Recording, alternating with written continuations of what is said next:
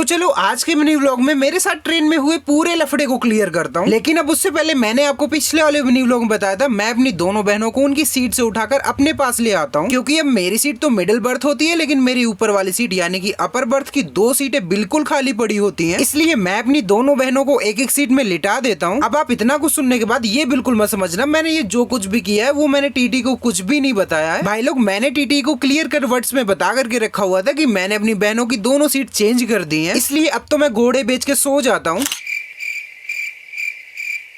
लेकिन उससे पहले मैं एक चीज बता देता हूँ। अब आप में से बहुत से लोग ऐसे होंगे जिन्होंने केवल यही वाली वीडियो देखी होगी और ये वीडियो देखकर वो बस यही बोल रहे होंगे भाई ऐसा थोड़ी ना होता है, कभी भी आप अपने मन से सीट थोड़ी ना चेंज कर सकते हो। अगर ऐसा करोगे तो टीटी तो परेशान करेगा ही।